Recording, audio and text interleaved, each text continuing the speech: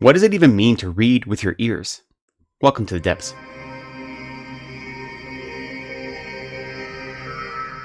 Hello, welcome and welcome back to Reading from the Depths. My name is Lecton. Thank you for spending some time with me today. So today I want to talk about audiobooks and if they actually count as reading. It's a big topic, I know, on the BookTube, and I thought I'd make a video just about it. Now, I will say that that stinger at the beginning of the video is a little bit of a misdirect because I have a very short answer to this question, which is yes. That's the short answer. Yes, audiobooks count as reading. The medium length answer, now the medium answer, I'm going to crib from Criminology. He made a video about this recently, and so my medium answer is, who cares, right?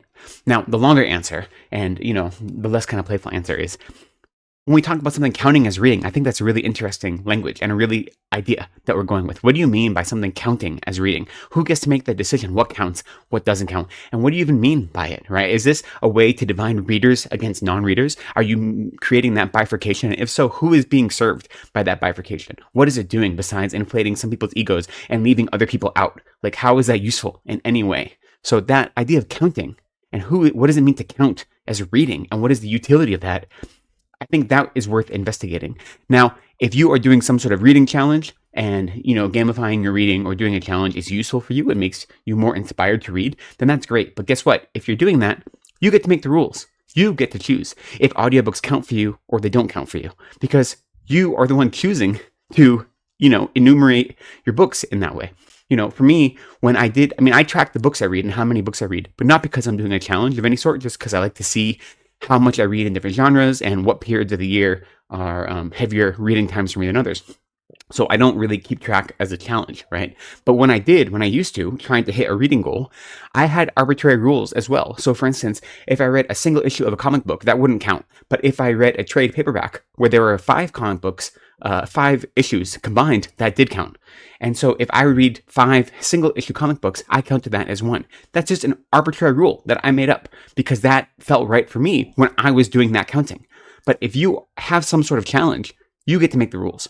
Other than that, what does it mean to count as reading, and who is being served by some people being included in this group of readers and who is not being served? So I think that's worth investigating. Now, if someone is making the argument purely on pedantic lines, even if it's a good faith argument that reading is defined as something you do by looking at visual words, blah, blah, blah, I just think that's a really myopic argument that doesn't take into account the fact that language is a living thing and is constantly changing. And even if that argument is being made in good faith, I don't find it very useful to engage in it because there's no useful outcome from that. And if someone is sticking to that line really strongly, I encourage you to look up the word literally in the dictionary, at least in the Merriam-Webster dictionary. The word literally, the second definition of it is figuratively, because language has changed. And now I'm not saying that's a good or a bad thing, right? But the word literal has become to be used in a colloquial sense to mean the opposite of literal. It's used to mean figurative or virtual to create emphasis on whatever statement you're saying. Now, again, I'm not saying that's a good thing or a bad thing, but that definition exists in the Merriam-Webster dictionary, and I'm sure in other dictionaries as well, because language is constantly evolving and changing as humans evolve and change. So the idea that reading can only happen through your eye holes is, ridiculous. Especially, and the kind of argument I always use to kind of counteract it if I am in an argumentative mood is, what about Braille? If someone who is visually impaired is reading Braille, would you ever say that they weren't reading? They clearly aren't using their eye sense consciousness. They're using their tactile sense consciousness to engage in this act, right? Would you ever say that someone who is reading a book that is written in Braille is not reading? And you wouldn't, right? So this idea that reading has a very specific definition that relates to consuming language through the use of your eye sense consciousness is pedantic and not useful. So that's where I'd go with that. And that's really all I have to say about whether or not audiobooks count as reading. But to continue a little bit more, like I said, I've always used this example as Braille to counteract the argument of this pedantic argument. And it works to that end. But it doesn't actually hold up if you want to think of audiobooks as whole. Because I think reading an audiobook is not the same as reading Braille. Because for the most part, Braille, at least in English, is almost a one-to-one to the English character set. It's not quite one-to-one, but it's almost a one-to-one. Whereas an audiobook is closer to a translation or an interpretation. There is someone else engaging with the text and then recreating the text in such a way that they're adding something to it. Whereas Braille generally is not additive, right? Whereas translating a text can be additive. With the same regard, I read a lot of text in translation, and it would never be said that, I've read Crime and Punishment, I think 3 times. I don't know a single word in Russian, but I've still read Crime and Punishment, and no one would argue that I hadn't, though the version of Crime and Punishment I read clearly was being interpreted by a translator, for better or worse. So I think audiobooks are very similar to translations, that they are or have the potential to be additive and to be deleterious in the same way. There are a lot of people, for instance, the Witcher series, a lot of people don't like the English language translations of them, and they avoid them because they say they aren't as good in English as they are in Polish because the translations are not of good quality. At least that's what people say, right? So translation can help and can hinder. That is true. And I think the same is for audiobooks. And I think if we look at audiobooks as translations or interpretations, then that is kind of the role they play in our lives. So it's not quite the same as Braille, right? It's not a one-to-one transformation of the original text into a different format, but it is very close to the original text. And so for me, that is what is most important. Now, with that said, when we think of interpretation or translation, there are different types, right? So what are the different types of audiobooks that exist in the audiobook experience? So these are a few that I personally have experienced, though you may have experienced more or others. First, there are the audiobooks that are read by the author. And arguably, there is no interpretation or translation happening there because it is exactly what the author intends to get across is getting across in their performance of their text. However, that said, not all authors or people that are good at writing are good at performing or reciting. So it can be hit or miss. I've had good experiences with those. They're usually nonfiction. I think all the ones that I have read that have been narrated by the author have either been poetry or nonfiction. So there are some fiction as well, I imagine. But so that's one category, right? Where there really maybe is no interpretation, or at least that's up for debate. Aside from that, you have texts that are computer text-to-speech or machine learning and have been rendered into audio that way. And obviously, there are a lot of artistic problems with this. However, this has been around for a long time for people that are visually impaired, especially. And it helps create a more level playing field because audiobooks have been prohibitively expensive. And even now, they're more expensive than ebooks, right? Now that you don't need, or we're not reliant upon physical media such as CDs anymore, audiobooks are cheaper. And in general, an audiobook is cheaper than a print copy of a book, whereas a digital copy is usually the cheapest. In most cases, that's how it goes. But for a long time, that wasn't the case. And so I think electronic text-to-speech, especially as there are people that are visually impaired or have other disabilities that make it difficult for them to read visually, then having that as an option has been a good option. Now, the problem, of course, comes with big publishers wanting to use that to make money and to not have to pay artists who would do voiceover work or recording artists and so forth. And as the technology improves, they're going to have less people pushing back on that because it's not going to sound like a robot that doesn't have any feeling or any warmth. So that is a problem. It's a growing problem right now. I don't know if there's a good answer for it. That is one type of audiobook that does exist. So computer-generated text-to-speech. Those right now, they are getting better. I haven't listened to any in quite a long time. I had listened to some years back, and they were very flat, as you can imagine, and they sound like a robot. And so they weren't very appealing to me because I didn't need them, but they are getting better now. However, if you look at human narrated, so that's what I'm going to focus on for the rest of this time, human narrated audiobooks, there are some that are still pretty flat. I've listened to some narrators who don't add a whole lot. They add requisite pauses at periods and at commas and at paragraph breaks, but they aren't doing multiple voices. They aren't adding accents. They are pretty straightforward. There isn't a lot of emotion in their narration. It's less performance and more of a flat narration. And that is one way you can go with narrating an audiobook. And sometimes that's appropriate. Sometimes that is making a more blank slate, right? So that is one way. Then the next way is kind of the opposite of that, when you have someone that's more animated, that does do different voices, that does have different accents for different characters, that engages in, more of a performance work than just flat narration. This is how most of the audiobooks I consume are narrated these days, with a level of animation that isn't like high performance, but it is definitely not flat. And it is recognizing multiple characters have distinct voices or distinct accents, and it is bringing more emotion to the text itself. Then there is another level above that, which I think of as a light performance. And a light performance is when you start eliding some of the quote-unquote stage directions, for instance. So for instance, I recently read the first book in the Earthsea cycle as narrated by Harlan Ellison. And on occasion, instead of saying he laughed, he would laugh. Or instead of saying he whined, he would whine or he would growl, and he would emit just a few words here and there and perform those actions instead. So for the most part, it was a straight narration, very animated. He gave different voices, different characters, but every once in a while he added additional performance aspects, and you could sense that it was more than just narration, that he was really living this character, this role. Now, I have not read a lot of books that are like that, but I have read a few, and for me, that is still the experience of reading the book.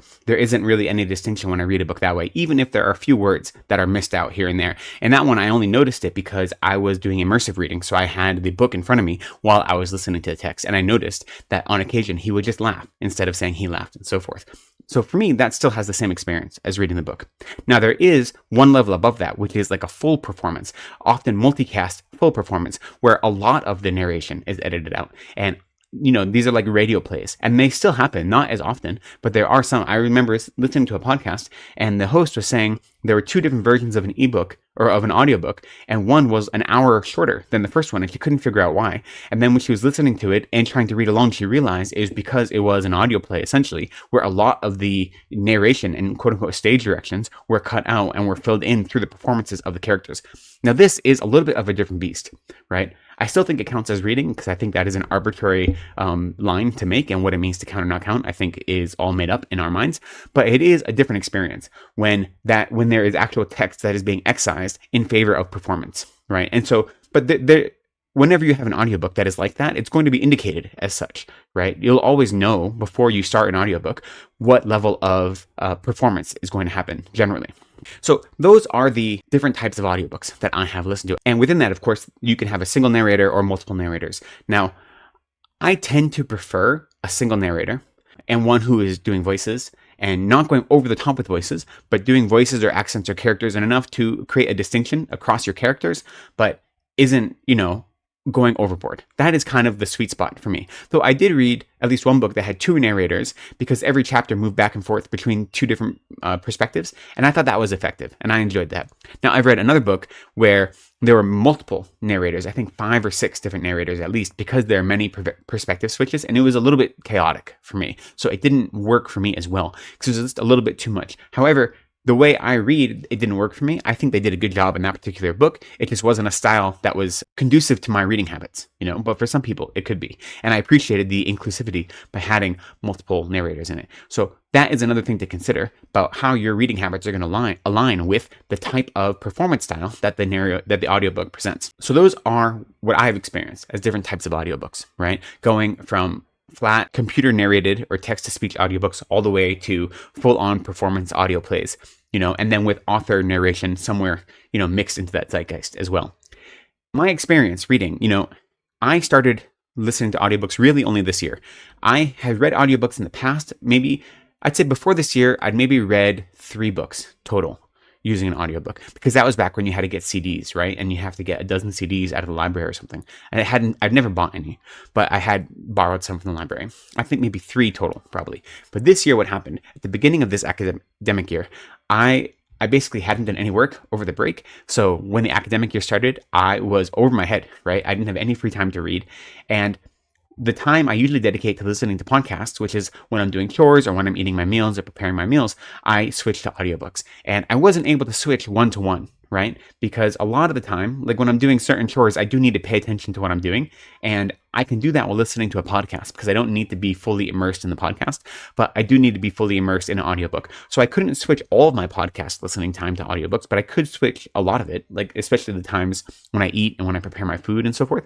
And that really revived reading for me in the first half of this year, because otherwise I wouldn't have done any reading because I was just too busy. I was too overwhelmed with my studies and with the other work I had going on. So that is when I really got into reading, using audiobooks. And for me, all of my audiobooks right now, I get through Libby, through my library. And because of that, there is an element of chaos that goes into my audiobook listening, because, when you get an audiobook from the library, or when you get any book from the library digitally, it's on a timetable. You only keep it for a certain amount of time and then it disappears. And with audiobooks, it's generally 2 weeks, right? For any book that you get from the library, at least in America, and the books I get, whether it's an audiobook or a print book. And with audiobooks, they take anywhere from 6 to 20 hours, depending on the length of the book, some even longer. And so whenever I get an audiobook, I have to kind of listen to it right away. I can't put it off because 2 weeks go pretty quickly, right? And so whenever I build a TBR, I never know what audiobooks are going to come in because I have all these holds out at any given time. So for me, that's added an element of chaos into my reading and a disruption to my concept of TBRs, which has been useful for my reading. It keeps my reading more energetic and it keeps me kind of on the balls of my feet, and I enjoy it, right? If I had big reading projects going on and I really was dedicated to only reading within these projects, then this wouldn't work for me.